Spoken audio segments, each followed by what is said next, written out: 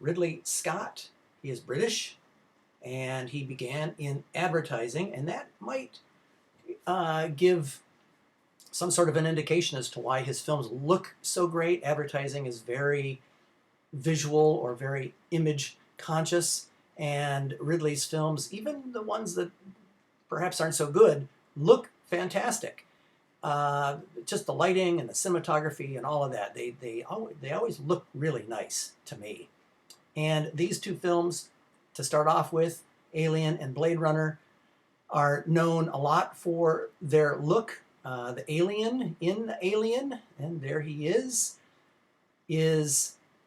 really the prototype for all sorts of aliens that are going to come after this. Lots of teeth and sort of this gloopy, gloppy, mucusy sort of stuff coming out of his mouth.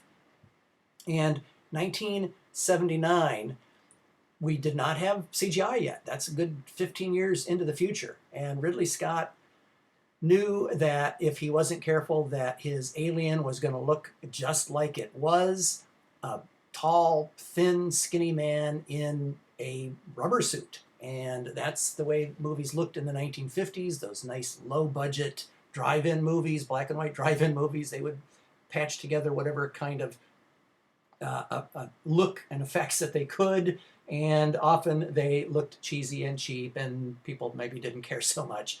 But the alien in Alien is barely seen. This is the best look you're going to see of the alien. A nice freeze frame or a nice photo of the guy.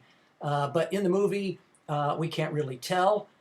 There are lots of very fast edits. There is strobe lighting going on, a lot of it, lots of darkness, lots of smoke and steam and dust and sand and all that. So we're barely going to see the alien. It's on screen very similarly to the shark in Jaws, somewhere around 2 minutes or so, and there's a longer shot of the head, which wasn't the guy at all, but sort of a model thing.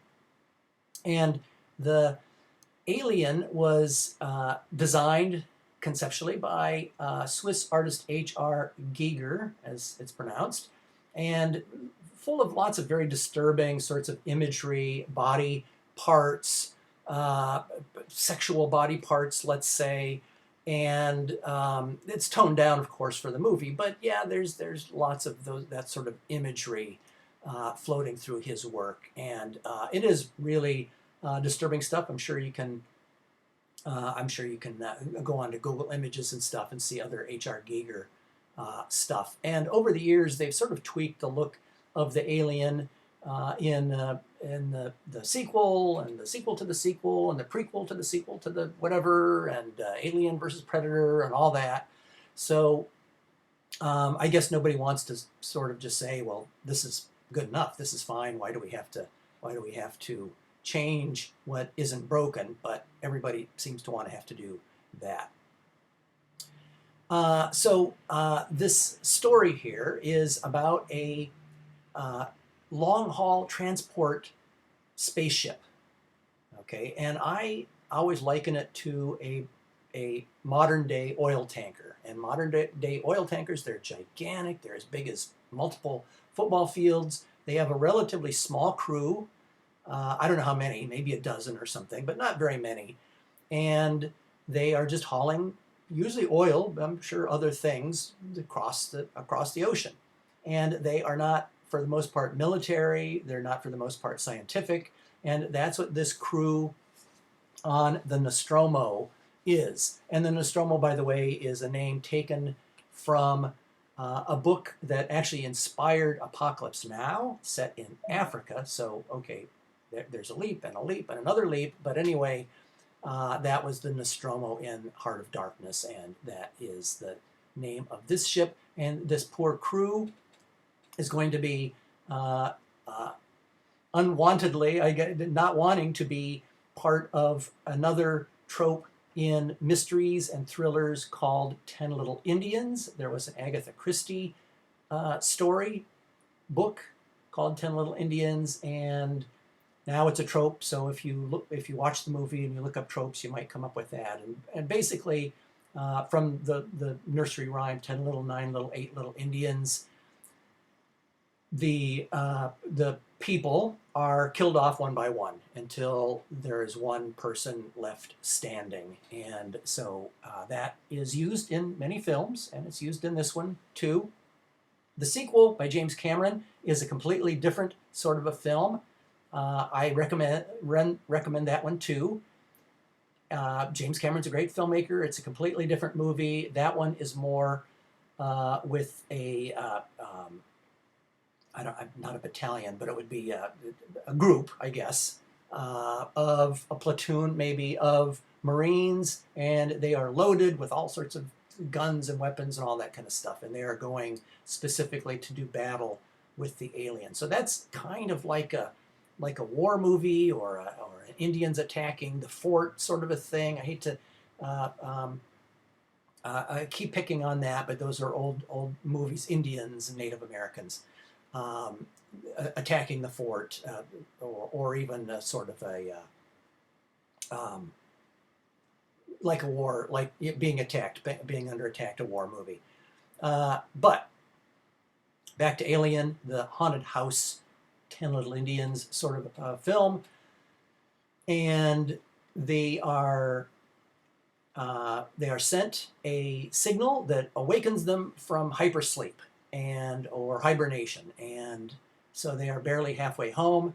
They are directed to go down to the planet where the signal is being sent, and while most of them are out there, there's 2 of them left back on the ship, and our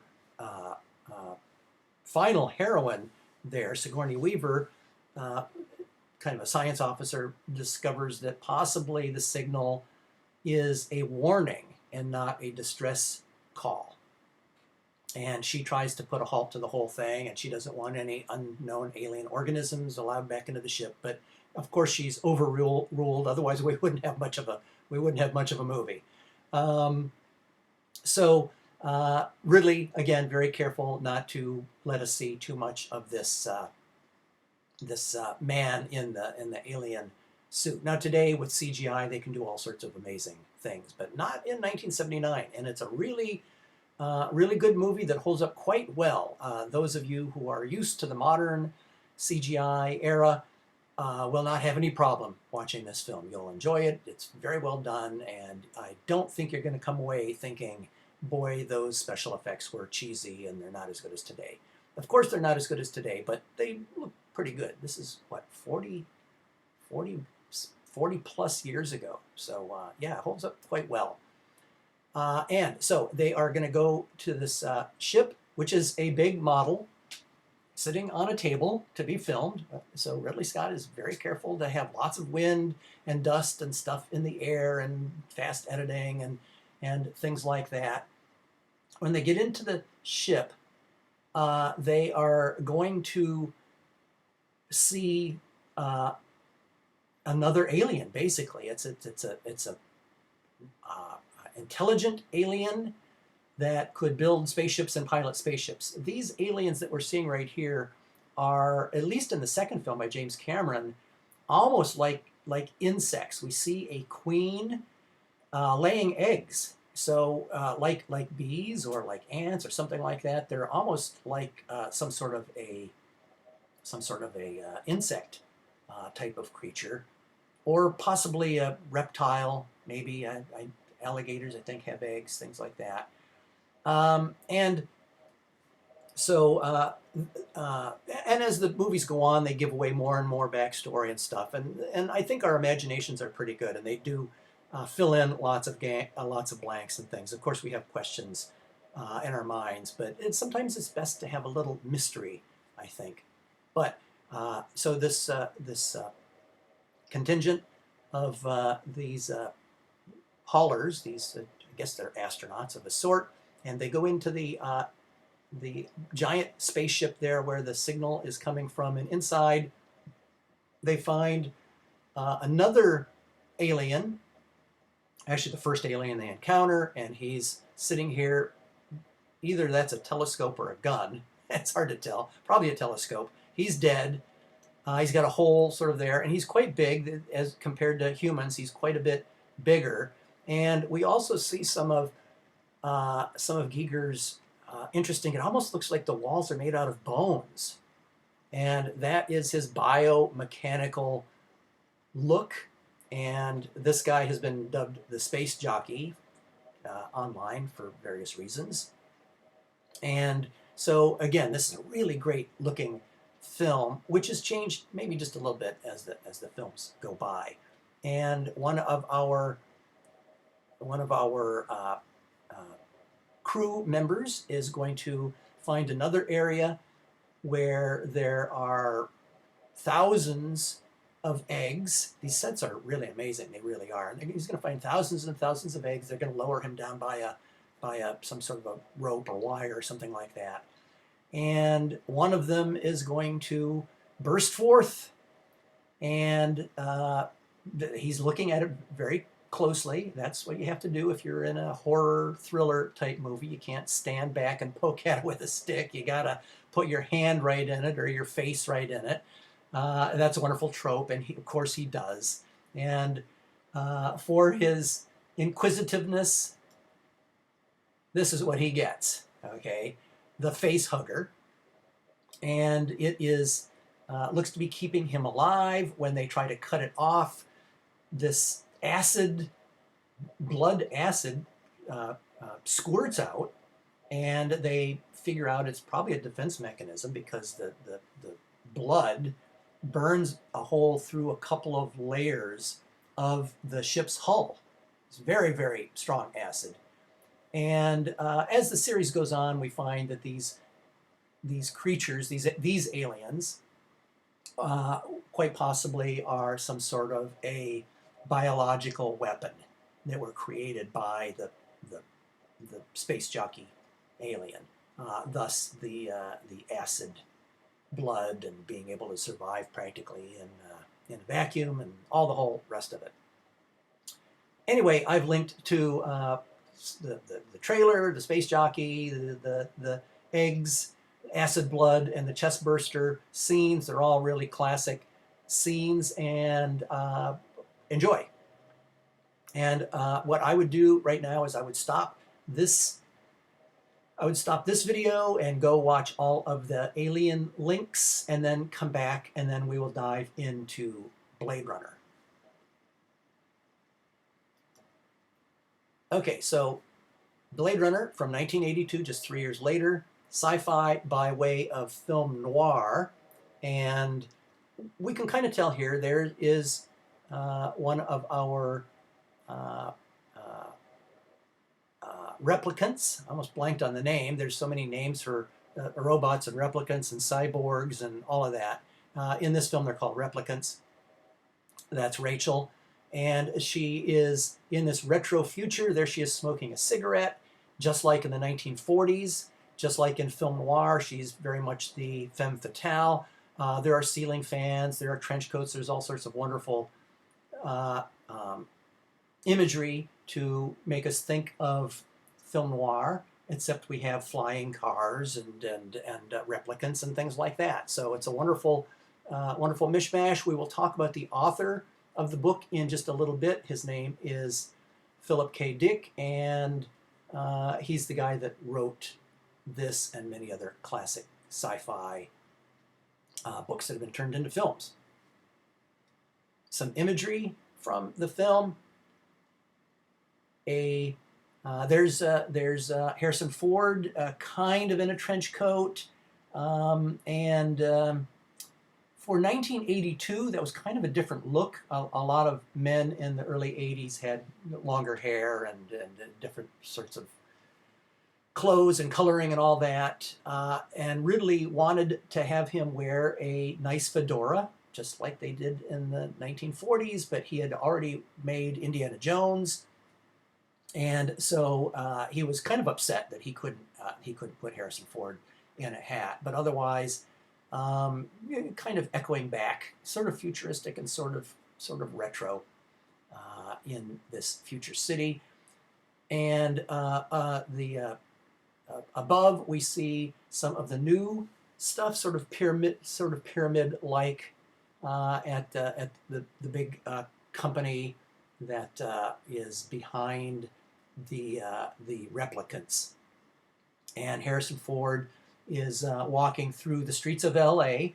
Remember, from 1982 to 2019 is 37, 38 years into the future. Now it's in the past, and we still don't have flying cars.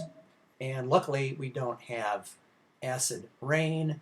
So in this future, we see a lot of the old buildings from LA from through the 20th century, and it's there's a wonderful tour that you can take. There's a really cool building that they used for some sets in the movie called the Bradbury Building. And if you go into the Bradbury Building, they have a plaque commemorating the fact that they shot Blade Runner there. And the Bradbury Building was built around 1900, and there are some other places in downtown LA that were built throughout the 20th century. And then we see the really modern stuff, and that's because Ridley thought that the future should sort of look like a built-up city, just like cities of today. If you go to an old city like London, you're going to find stuff there that is hundreds and hundreds of years old, and then you're going to find some really modern looking stuff. And so Ridley wanted his LA of 2019 to look sort of like it was built up, and there's some really modern stuff and some older stuff throughout the city. So kind of a nice choice. Some of the stuff in the film is a little hard to figure out, unless you sort of geek out on it like I have, and read the book and get the 4 DVD pack and all of that, and read the making of book and all that kind of stuff. And you can probably figure it out. But just in case, as we dive in and you start looking at it, and some of the stuff was covered in the voiceover where he says "my ex-wife" and so on, and otherwise we don't really know that he was ever married or had an ex-wife. And in the sequel, Blade Runner 2049, it does explain that the rain is a kind of an acid rain. We also know that a lot of people are, everybody who can get off Earth has left Earth and gone off-world. And the only people really left on Earth, there's some policemen, and what look to be poor people, immigrants, sick, people that can't afford or aren't healthy enough somehow to go off-world. So Earth is in this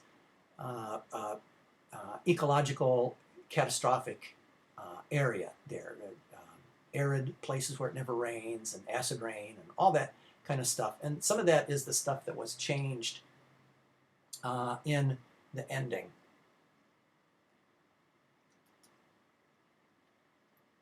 So it revolves around these replicants, and back when we talked about the stages of genre films, and we talked about Frankenstein and so on, I mentioned that what used to be beings built from dead bodies today would be some sort of robot or replicant or android or cyborg or whatever the heck you want to call them. And that leaves us open to lots and lots of philosophical thoughts of, do they have a soul? If they're killed, are they murdered? In this movie, they're retired. He's not considered a killer when he puts out of action these replicants that are causing havoc. They have escaped from a spaceship. They are on Earth. They want to meet their maker at the Tyrell Corporation, and they are on a sort of a rampage. And he is a Blade Runner sent to, pulled out of retirement. The Harrison Ford's character is pulled out of retirement, and he's going to go track these down. And he's going to find out that this beautiful young lady, who doesn't even know that she's a replicant, isn't replicant. That's only spoiled maybe 15 minutes into the movie, so not too much there. Rachel, played by Sean Young. So scientists playing God, creating life in a lab, Are they slaves? All that stuff's there. It runs through this one. It runs even more through Blade Runner 2049 and Edward Scissorhands even, and Ex Machina and Westworld on HBO. So a lot of stuff, a lot of great sci-fi philosophical stuff brought up from this movie and the script and the book that it was based on, and all of that.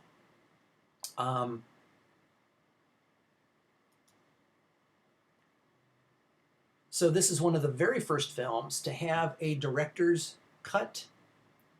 Ridley dropped the voiceover. As I mentioned, the voiceover is gone. The ending was changed, and that's a good thing because the ending of the original U.S. version of the movie doesn't make a whole lot of sense. The survivors are driving what looks to be up the coast through Northern California or Oregon or Washington with pine trees and moss and ferns and all of that. And if Earth is in this ecological disaster with acid rain and all that, it doesn't make any sense whatsoever. On the other hand, unbeknownst to everybody on the planet, except for Ridley Scott himself, he has decided that Harrison Ford is also a replicant. It's not that way in the book. It's not that way in the script. Harrison Ford didn't like that, but Ridley decided that he would make some clues, some very minor clues, but a couple of clues pointing to the possibility, the strong likelihood that Harrison Ford's character is a replicant. Throughout the movie, the actual replicants, their eyes have this little glow thing that they did with mirrors and things like that. And who knows? Who knows? You can jump on one side of the debate or the other on all that. I'm sort of on the he's not side, mainly because most of the people left on Earth are kind of sleepwalking through life. They're kind of losers, really. They're kind of losers for the most part, and kind of just sleepwalking through life. And the replicants, they want to know why they have why they're trying to be killed and why they will shut down after being active for 4 years or so, and that's all explained that for the sake of their psychology, they needed to have some sort of a backstory, some sort of a life as childhood and all that kind of stuff. Otherwise, they would be psychologically damaged. So there are implanted memories in them, and that is one of the themes of Philip K. Dick with false memories or implanted memories and that sort of thing. All right, speaking of Philip K. Dick, and there he is with Ridley Scott. He died that year, 1982. One of the all-time great sci-fi writers, implanted or false memories, and he is quite successful, or his estate is very successful, because all of these films and franchises have been based on Philip K. Dick stories or novels. Blade Runner, sequel to Blade Runner, Total Recall, and the remake of Total Recall, the one with Arnold Schwarzenegger and another one with Colin Farrell, Minority Report, the Steven Spielberg film, Paycheck. If you can track that down, it's pretty good. Anything done by Philip K. Dick is actually pretty good. Ben Affleck is in that one. Scanner Darkly is very interesting, set in Orange County. The Adjustment Bureau with Matt Damon is based on his stuff. And The Man in the High Castle, which concluded, I think, 3 seasons on Amazon TV. Kind of a speculative fiction. What if the Nazis and the Imperial Japan had won World War II? And he won lots of awards for that. So anyway, it's pretty amazing stuff, all since he died. So yes, dead and successful. He got to see an early cut of the film in 1982, and that's when he passed away. Back to Ridley Scott. Ridley's, if you can figure that out, Ridley's on the left, Phillips on the right in that. Back to Ridley Scott. And some of his films, Thelma and Louise, Gladiator, in which he won the Best Picture Oscar, but he did not personally win the Best Director. Black Hawk Down, American Gangster, The Martian. He is still making films. He's still active. He's deep into his 80s. We have a number of filmmakers. Woody Allen is in his 80s. Clint Eastwood is in his 80s. Seems to me that Martin Scorsese's pushing 80, and I don't know, maybe we get better health or better nutrition or something. But that's a pretty good career to be really making these big budget movies into your 80s. So good for all those guys, that's for sure. Okay, so now go and look at some Blade Runner. I've got the trailer and a few other scenes. Rachel's scene, which is quite nice, and we will talk a little bit about Blade Runner 2049 when we get up into CGI later on.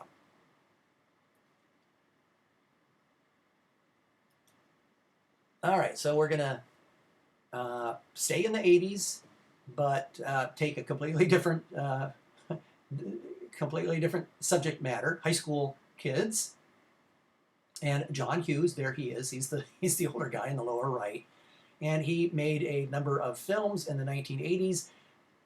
People love him. People that are directors that came up in that era really love John Hughes. He wasn't an Oscar winner. He's not one of these sort of legendary Spielberg, Ridley Scott, Scorsese kind of guys, but he's pretty influential. And so what the heck? I wanted to put him in the class, even though he's not one of these big favorites with the Academy members and all that sort of thing.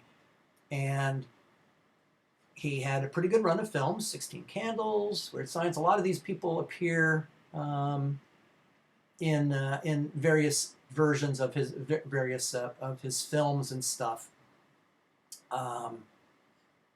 And I have linked to Ferris Bueller's Day Off, my personal favorite of this group, with Matthew Broderick, Breaking the Fourth Wall. So you can enjoy Matthew Broderick, Breaking the Fourth Wall, Ferris Bueller.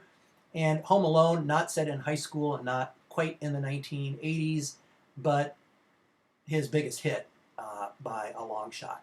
And he was a writer, producer, director, so he didn't always direct his movies. Sometimes he wrote it and counted on other directors to make it come alive. He probably took part in the casting and that sort of thing. So they do have kind of a John Hughes feel to them, even though he wasn't the director of all of them. But he did direct Ferris Bueller's Day Off. So you can enjoy that and then come back. And we have Robert Zemeckis, the director, and he is a user of CGI. This film right here, Who Framed Roger Rabbit, is not CGI. It's ink and paint. It's ink and paint, but a big hit for him. He did Romancing the Stone and the sequel to that, which is Michael Douglas, kind of a modern-day Indiana Jones, sort of an explorer, but we have some romance and things like that mixed in, and a pretty good-sized hit. Back to the Future and two sequels, which were the two sequels were shot actually simultaneously and then released about 6 months apart. And Forrest Gump, in which he won the Best Picture and Best Director and Best Actor for Tom Hanks. But I want to zoom in on this film here, Who Framed Roger Rabbit, and there are such strong allegorical elements in it, and I guess that's what draws me to it. The tunes are really stand-ins for blacks. They are segregated. They're sort of in a ghetto. Toontown is a sort of a ghetto.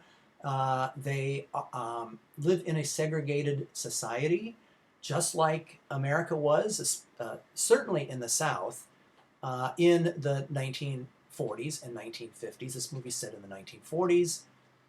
They are allowed to perform and serve, but not allowed to be in the audience at the Ink and Paint Club, where Jessica is a performer. And that is very much what segregation was like.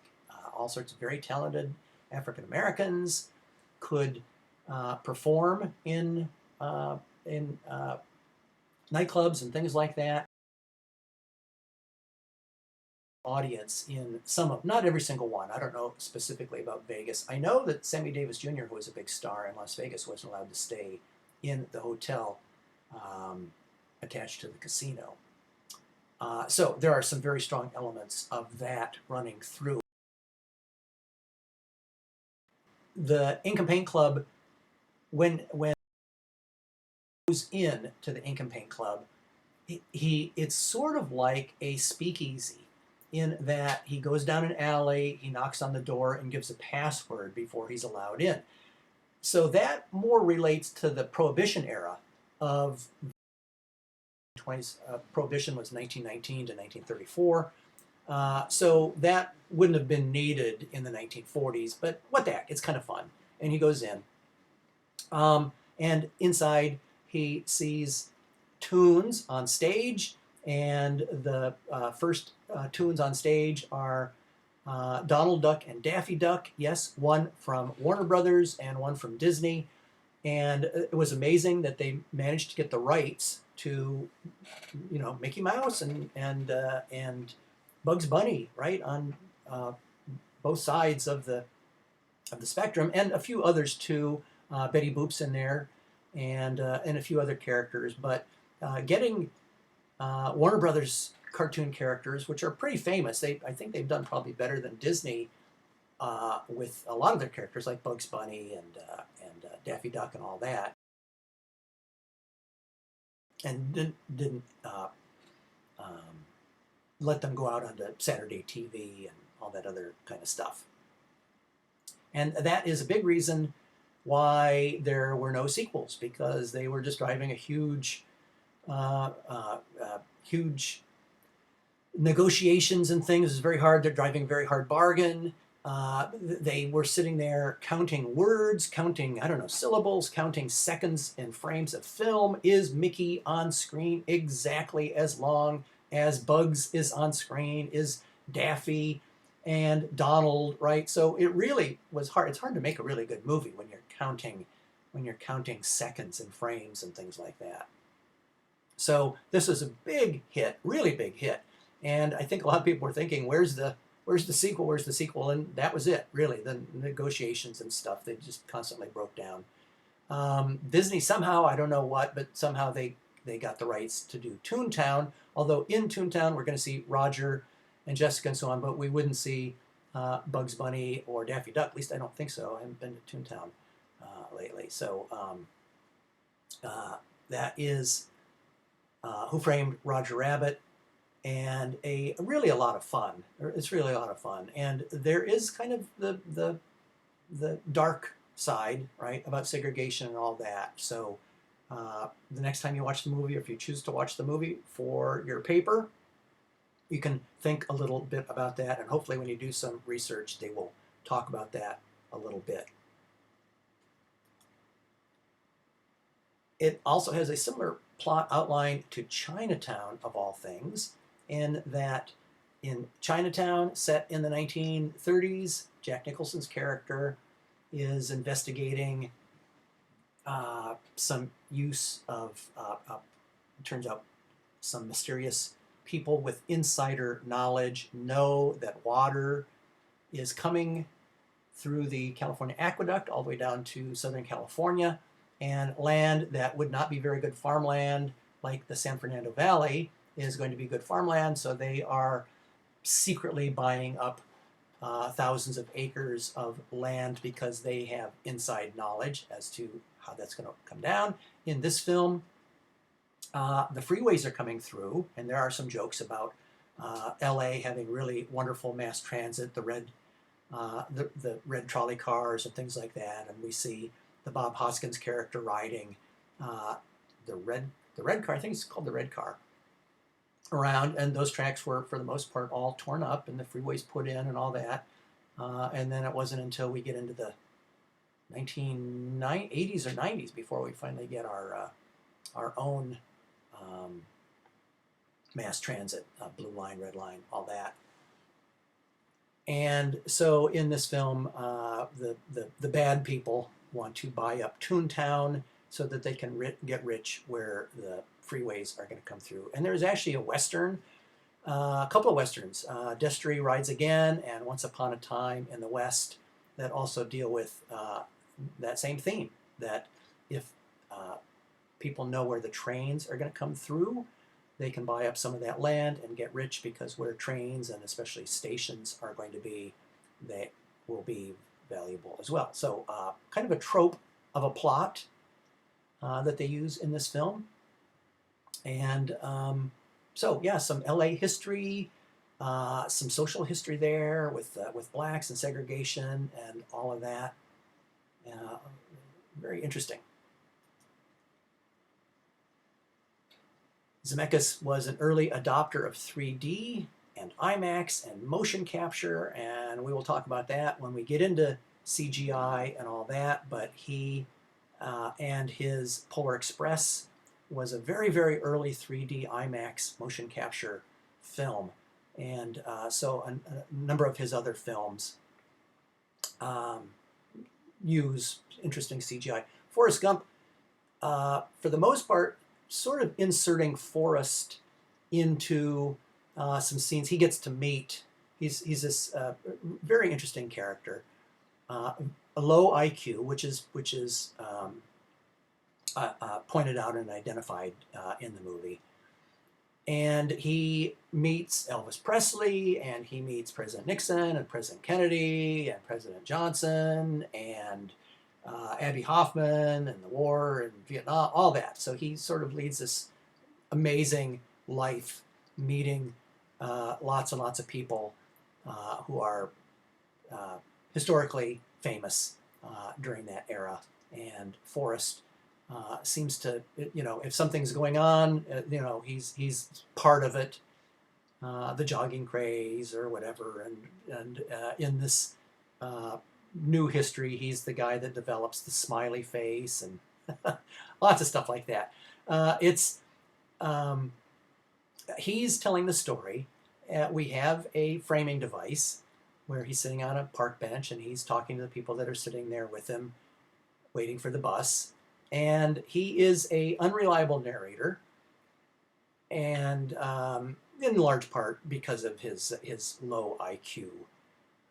But he's treated very, very nicely throughout the movie, really. But we in the audience are privy to insider knowledge that when he says that his friend invested some of Forrest's money in a fruit company, and we find out that fruit company is Apple. And so he's going to get rich off of his stocks and things like that. So again, he's an unreliable narrator, and we're going to know about some of that inside information of Forrest and the stories that he's going to be telling us and so on. So enjoy all of that. They are both fun for the whole family. And if you want to watch something with the whole family, some of our movies like Alien and Blade Runner are R-rated, but for sure John Hughes and Who Framed Roger Rabbit and Forrest Gump are really good for the whole family. So if you should pick one of those movies, gather around. They're really a lot of fun, and I think everybody will enjoy them.